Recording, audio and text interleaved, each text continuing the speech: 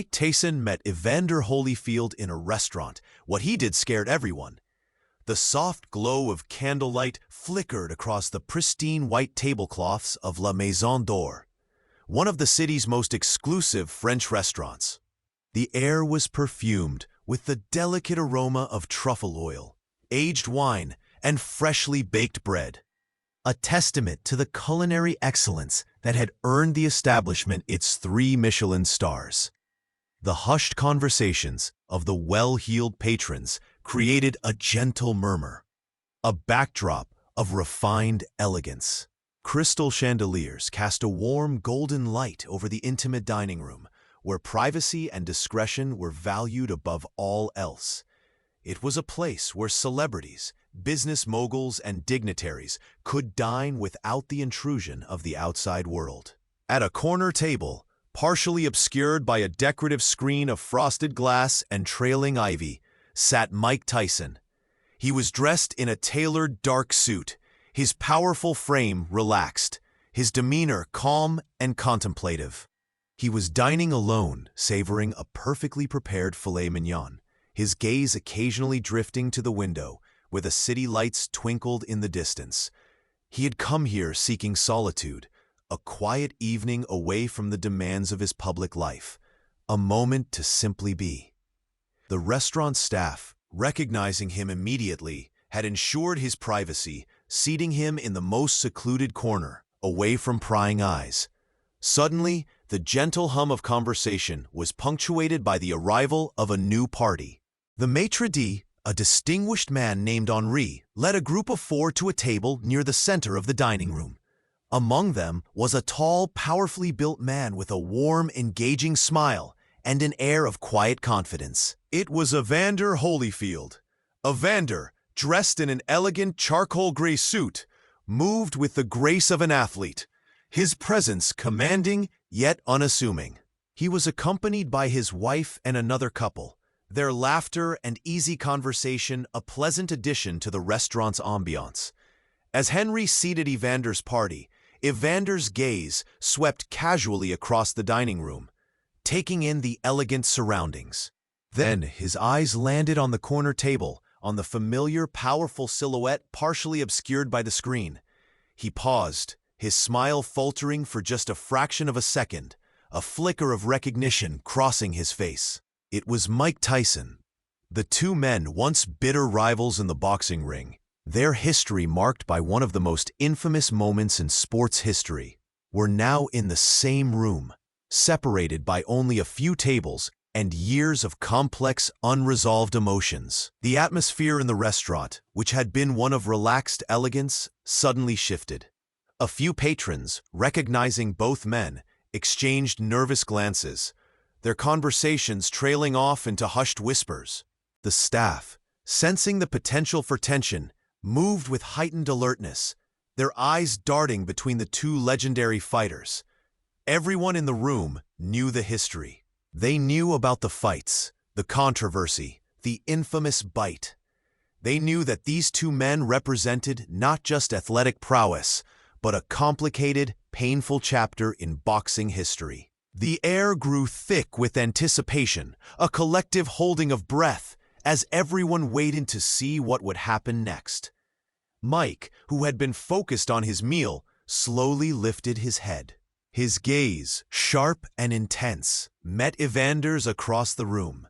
For a long, agonizing moment, the 2 men simply stared at each other, their expressions unreadable. The silence in the restaurant was deafening, broken only by the faint clinking of silverware and the nervous clearing of throats. Evander's wife, sensing the tension, placed a gentle hand on his arm, her eyes filled with concern. The other couple at their table shifted uncomfortably, their earlier laughter now replaced by a palpable unease. Then, Tayson did something that no one expected. He slowly, deliberately rose from his seat, his powerful frame unfolded, his movements calm and unhurried, but radiating an undeniable intensity. Every eye in the restaurant was now fixed on him, every patron frozen in anticipation. Some feared a confrontation, a violent outburst, a replay of the past. Others simply watched in morbid fascination, unable to look away. The maitre d', Henri, instinctively moved towards Mike's table, his hand hovering near his phone, ready to call security if necessary. And if you're wondering what kind of courage it takes to face your past in such a public setting, or what happens when two legends meet years after their most controversial moment, then you absolutely need to hit that subscribe button right now. Trust me, you won't want to miss the truth that's about to unfold. A truth that will leave everyone in that restaurant absolutely stunned. This story is far from over, and the real consequences are about to be delivered. Mike began to walk, not towards the exit, but directly towards Evander's table. His footsteps, though measured, seemed to echo through the silent restaurant, each one a drumbeat of rising tension. The patrons watched in stunned silence, some clutching their napkins, others half rising from their seats, ready to flee or intervene. Evander, seeing Mike approach, slowly stood as well, his expression now a mixture of caution and quiet resolve. His wife gripped his arm tighter, her face pale with worry. The two men, once adversaries in the ring, now stood facing each other in the elegant confines of La Maison d'Or, the weight of their shared history hanging heavy between them. Mike stopped a few feet from Evander's table. The silence was absolute, suffocating. Every person in the restaurant held their breath, waiting for the explosion, the confrontation, the inevitable clash. Then Mike Tayson did something that shocked everyone. He extended his hand, not in a threatening gesture, not in a challenge, but in a simple, genuine offer of reconciliation. His face, usually so intense, softened slightly, a flicker of vulnerability appearing in his eyes. "Evander," Mike said, his voice a low rumble, still carrying his distinctive lisp, but now filled with a quiet sincerity. Points-ended sentence. Evander stared at Mike's outstretched hand, his eyes wide with surprise. He looked at Mike's face, searching for any sign of malice, any hint of deception. But all he saw was a man, not a monster, not an enemy, but a fellow human being seeking redemption, seeking peace. The restaurant remained frozen, every eye fixed on the two men, waiting to see what Evander would do. Then, slowly, a smile spread across Evander's face, a warm, genuine smile that seemed to light up the entire room. He reached out and clasped Mike's hand in a firm, powerful grip. "Mike," Evander said, his voice filled with warmth and forgiveness. "It's good to see you, brother." The two men shook hands, not with the formality of strangers, but with the genuine affection of old friends. Then, to the utter astonishment of everyone present, Mike pulled Evander into a tight, heartfelt embrace. The two legendary fighters, who had once battled each other with such ferocity, now stood in the middle of the restaurant, locked in a brotherly hug, their past grievances seemingly dissolved in that single powerful moment. The restaurant erupted. Not in chaos, but in spontaneous, thunderous applause. Patrons rose from their seats, clapping and cheering, tears streaming down some faces. The staff, initially tense and fearful, now smiled with relief and joy. Henri, the maitre d', wiped a tear from his eye, moved by the unexpected display of reconciliation. The atmosphere, which had been thick with tension, now filled with warmth, hope, and a profound sense of healing. Mike and Evander, still embracing, both had tears in their eyes, years of pain, regret, and unspoken apologies finally finding release. When they finally pulled apart, Mike looked at Evander, his voice thick with emotion. "I'm sorry, Evander," he said, his lisp more pronounced now, a sign of his vulnerability. "For everything.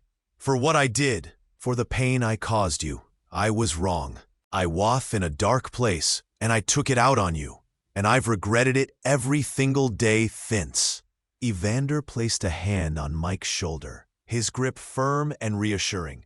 "Mike," he said, his voice gentle but strong, I forgave you a long time ago. We were both warriors, both fighting our own battles, inside and outside the ring. What happened, happened. But we're not defined by our worst moments. We're defined by how we move forward. Mike nodded, his eyes glistening. Thank you, brother, he whispered. Evander then gestured to his table. Join us, Mike, please. Let's break bread together. Let's show the world that forgiveness is possible, that healing is real. Mike hesitated for a moment, then smiled. A genuine, heartfelt smile. I'd be honored, he said. Henri quickly arranged for an additional chair, and Mike sat down at Evander's table, joining him, his wife, and their friends. The conversation flowed easily, filled with laughter, shared memories, and a newfound camaraderie. The rest of the evening was a testament to the power of forgiveness, the strength of the human spirit, and the possibility of redemption. Two men who had once been symbols of conflict and controversy now sat together, breaking bread, sharing stories, and proving that even the deepest wounds can heal. The patrons of La Maison d'Or, who had come for a quiet, elegant meal, left with something far more valuable, a reminder that respect, forgiveness, and reconciliation are the true marks of greatness. Respect isn't just earned in victory, it's proven in humility and the courage to seek forgiveness. Silent doesn't mean powerless. Sometimes the quietest person carries the greatest power. And the most profound lessons are taught not with words, but with the undeniable truth of a heart willing to heal.